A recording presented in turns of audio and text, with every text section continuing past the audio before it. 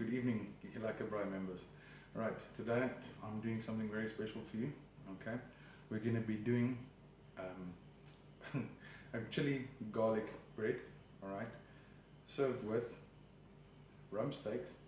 All right, with a yellow and red bell pepper sauce over the steaks. Okay, so this is quite easy to do, and I laid everything out in front of you guys. I've already prepared most of the stuff, and let me quickly go run through them all for you.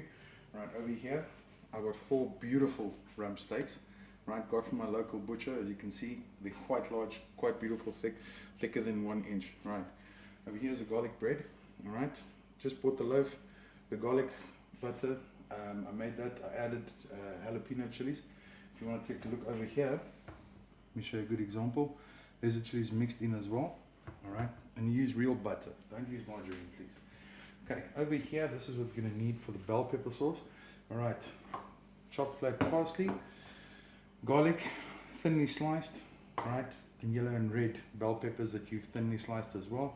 You're going to need salt, you're going to need pepper that we're going to grind, okay, and then olive oil, and of course you're going to need a cast iron pot or a cast iron pan if you've got one. Okay, so one little key note here that I quickly want to say about the garlic bread. Believe it or not, there is actually people, we're all human out there. When you wrap it, please make sure that the shiny side is on the inside, all right, not on the outside. Tinfoil, your shiny side has to be on the inside to do its job. All right. All right. Another point I wanted to talk about quite quickly. Okay. Some people actually don't know what this is. All right. Mine's been quite abused since last year November. This is a chimney fire starter. All right. The job behind this is you take your briquettes or your charcoal, you chuck it in here, right? You take a small cube, all right, fire starter. You light this, you put it underneath here, 10 to 15 minutes. All these coals or briquettes are ready to go for your fire. It just makes things a little bit easier. Just be very careful though when you handle it. This one does have a heat guard, all right, but the heat guard, I'm still telling you that the heat still transfers past it. So it's always best to try and use one of these braai mittens that you get. All right. Okay. Continued. Another little tip that I want to talk about that a lot of people also seem to be doing wrong. All right, is the grill itself. Okay. A lot of times people use dirty grills. A dirty grill affects your meat very, very badly. All right. Now there's a few ways that you can clean it. Okay. The best way though, however, some people use an onion to run over the grates, and then cleans it very beautifully. It's bacterial, works nicely, and it creates a very nice smell. Some people use newspaper, other people use special cloths that you get for cleaning it. With Weber, you get a Weber grill cleaner that you can spray on before the time. You clean it quite nicely with that. Right, but the traditional way that works the best though, every time, get yourself one of these brushes.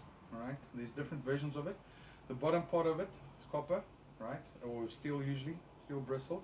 Okay, on the side of it, that's why I prefer these. This is used there to scrape those hard pieces off that you can't brush off. Okay, look at the fire quickly though.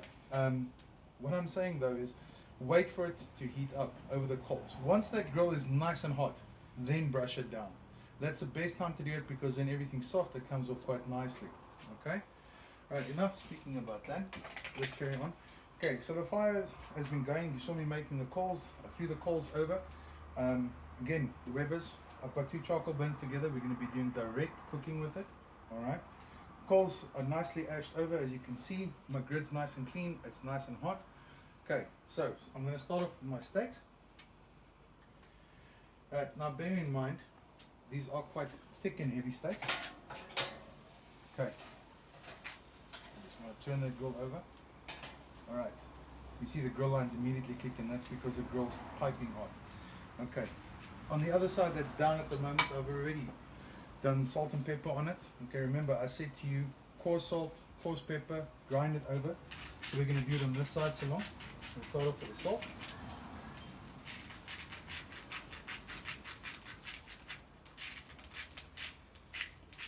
Okay, be sure to be generous with the salt and with the pepper. Don't hold back. Okay, as always, a lot of people ask, but why does a specific recipe or a specific meat master usually say, you know, use coarse salt or coarse pepper? that you freshly grind? Well, it's quite simply put. It's not iodinized like the other salt. It just gives a much better flavor and taste to your meat, okay, or to any dish for a fact that you use. Okay, be sure to turn it quite often and quite quickly since the fire is so hot. Alright, you see, there's the salt and pepper that I threw on previously. Okay, a lot of people ask when it comes to, you know, to what degree you want your steak done. Some people like it rare, blue, red. Others like it medium rare. Others like it well done. Others like it extremely well done where it looks like a piece of charcoal. Right. Most meat experts, this includes chefs, everybody agrees that once you've taken a steak especially past the point of medium rare, you might as well chuck it in the bin because it's lost all those juices in the blood. It doesn't have that taste or that tenderness anymore. Me personally, I'm a red guy, so I just turn it around a few times, let it get the juices and things going. What you want to look for when your steak is ready, as you can see at the moment, if you come a bit closer there, you can see that it's still pretty dry here on top, okay? The minute that that thing starts pushing blood through, that you can see the blood being pushed through, then you know it's ready to get off of the fire, okay? One little tip for the guys with the kettle braais or the Webers like this, try and do one at a time. I know it takes a bit more patience, but at the end of the day, rather do perfection than make a balls up of it by trying to do multiple pieces of meat at the same time. Alright, let's go again. See there, catching beautiful color to it. There's my grill lines coming nice, solidly. Alright. Okay, I just quickly wanted to talk about something that I noted earlier today when I saw another video of someone else. Right, when you look at your steaks, right, you can see your fat on the outsides. Okay, a good layer of fat is always essential to a good steak. Gives it lots of flavor in that.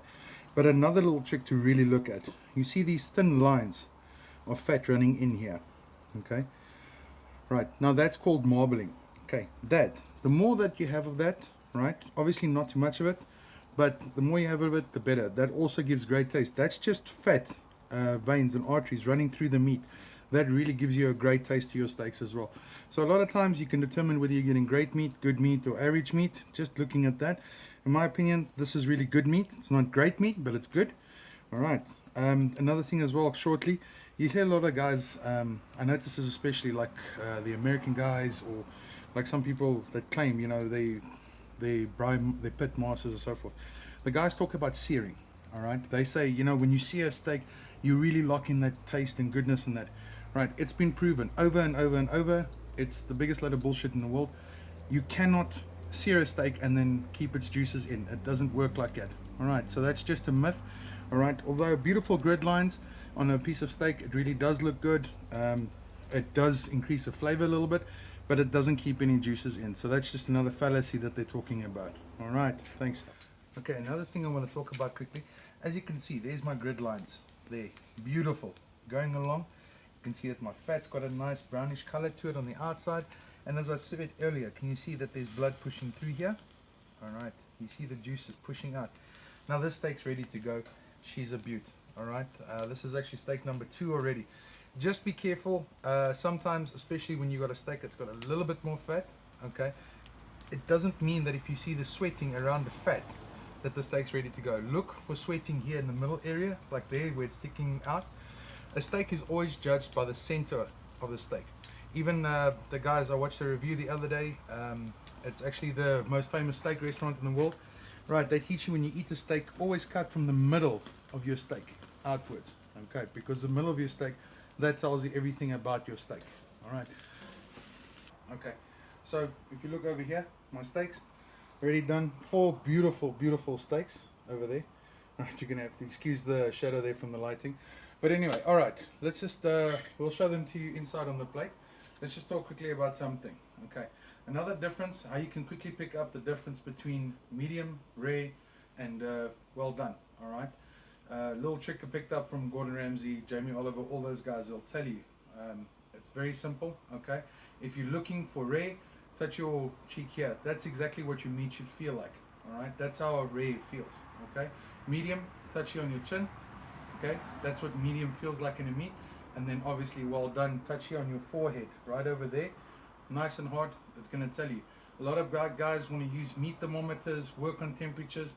If you really want to struggle with yourself in life and make things difficult, try and control a fire with coal, especially. At the same time, if you've got gas, yes, by all means do it. But with coal or charcoal or wood, you're going to stuff yourself around because temperatures are going to fluctuate a lot. It's really not worth it. Okay, rather go off skill, learn the skill, because you're also going to look like an idiot standing by the fire the whole time measuring the temperature, and you're also going to stuff up beautiful meat. Another little trick, if we go back here to the bowl, you'll see here inside, let me show you. You see there's juices in there. All right, a lot of people don't like that. They think that it's blood, let's throw it away. Please don't do that.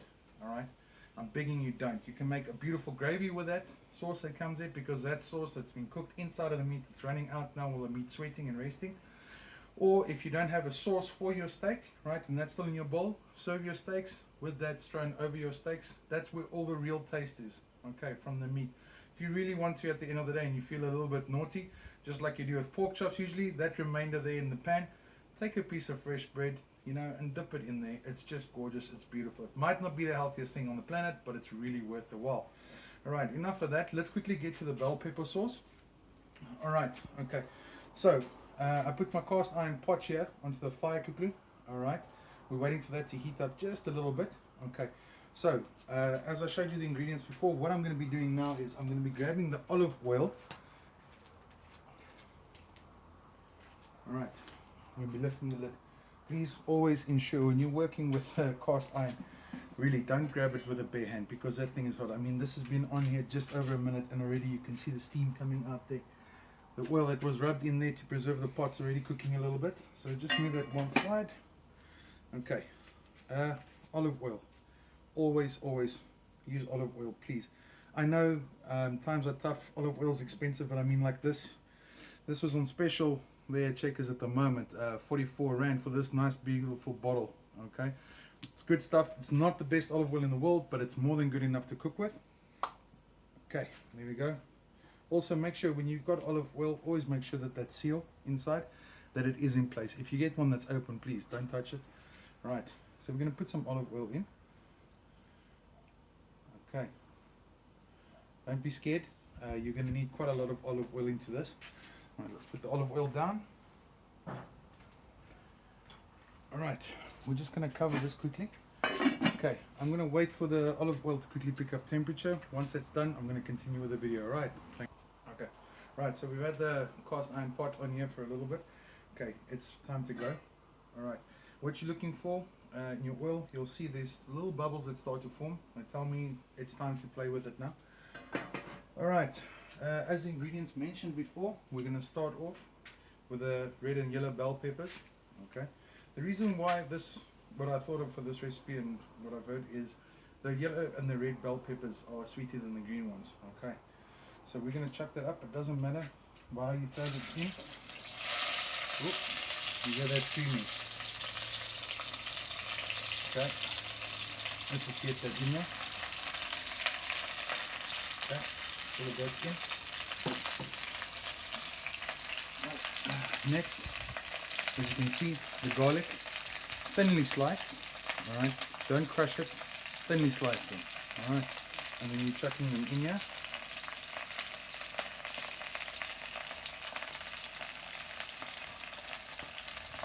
Okay. And last but not least, slightly parsley that you've chopped up. Please don't use the Italian parsley, use normal parsley that you've chopped. Okay, you chuck that in. There we go. And of course, what would anything in life be without some salt and pepper? So let's just give it some salt and pepper as well.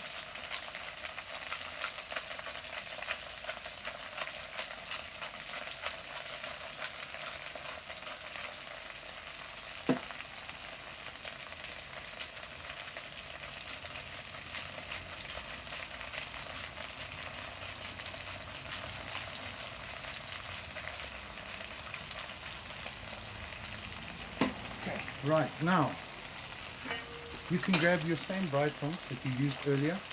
Right. Now, I mean, as you can see, these worked on the steaks. There's a little bit of steak residue on them. Clean them off with the same cloth. Right. Obviously, this cloth just looks dirty. Sorry about that, but it is actually clean. Did wash it out properly with soap and everything. If you're really finicky about it, get another one or go get a spoon.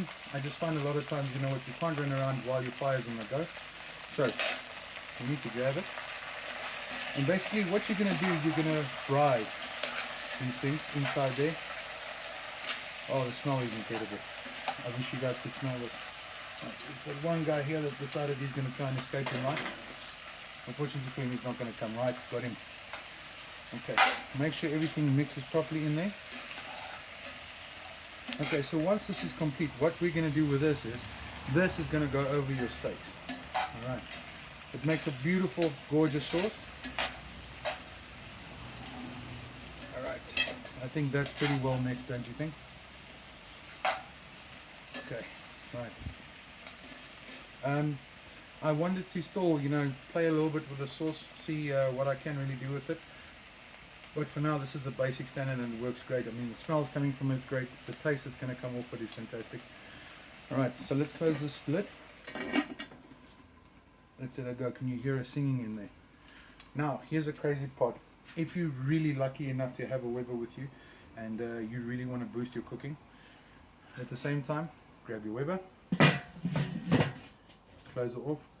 Remember, vents fully open. Alright. When your Weber's vents are fully open, you're allowing maximum airflow, maximum heat to be produced. Okay, we'll look into this a minute from now. Okay, right. We're finally at the end of the bell pepper sauce. Okay, so the bell peppers themselves with the garlic and the parsley in. Right, this is the sauce itself. This is the topping that goes on top of the steaks. Now, what you want is, you can see that the bell peppers, they're very sloppy right now. Okay, yet still a little bit firm. All right. You don't want them to be too sloppy. You also don't want to burn them. Okay. At the same time, just follow your nose on the smells. As I said, the smells that are coming out of here are incredible. All right. So what we're going to do now is we're just going to close this up. Okay. And we're going to take it off. Then we're going to move over to the garlic bread. 2, 1. Okay, so we've taken off the cast iron pot with a bell pepper sauce, right? Next we're doing the garlic bread to quickly finish that off. Alright, remember, please use an oven mitt, okay? The grill's pretty hot. As you can see right now, the coals, there's still a few coals around, okay? What I want you guys to do, the guys with the Webers, move your charcoal bins way to the side, okay? Just pause. 1. Okay, so we've taken off the cast iron pot with our bell pepper sauce. Right, next we're going to do the garlic bread. It's the last part of our menu tonight to add on. Right, the guys with open pit fires, alright, or open braais. Right, you know how to do a garlic bread. You know, don't keep it over direct heat if the heat's too much. If it's slow enough, cool, but do it by all means. Otherwise, just put it on the side of the coals. Right, for the guys with the Webers, use an oven mitt to handle your grill. Okay, what we're going to do, we take the grill off. We move our charcoal bins to the sides instead of the center. As you can see, there's very little coals left, but that's more than enough. The heat generated here is still quite well. Alright, so move your charcoal bins to the side, put your grill back on. Okay, remembering the oven mitt, please. Okay, we're taking the garlic bread, we're putting it dead center. Okay, then what we're going to do is, we're going to put our lid on. Again, please make sure that the vents are full open. At this stage, because there's very little coals left, we keep the lid, we pull the vents full open with the lid on. If the coals are still too much, please reduce the lid. Just turn the vent back a bit. Judge the heat by yourself, hold it over. They say that the counting, if you can hold your hand over there without suffering from the heat for 2 countings of 1 and 2, then you know you're right. If by the count of 2, you're already going here by, well, in Fahrenheit. I can't give it to you in degrees now, sorry. But I learned it in Fahrenheit. In Fahrenheit, we're looking at about 200 degrees Fahrenheit at the counting of 2. Okay, so right now I can keep my hand there and I feel it 1, 2. Alright, by 3 I would have had to pull my hand away. Heat's perfect, that's good. In the case of this, I'm just going to turn the garlic bread. I'm going to give it about a minute on each side.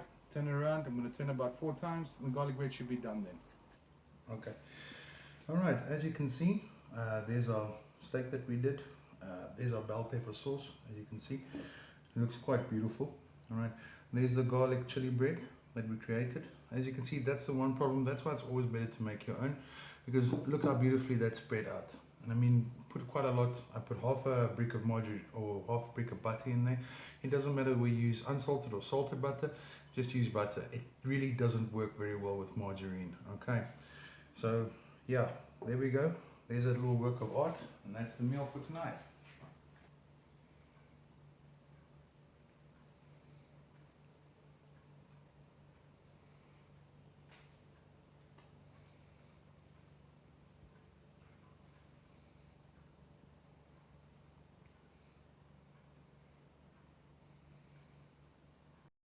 So that was the meal for tonight. I hope you all enjoyed it, learned something.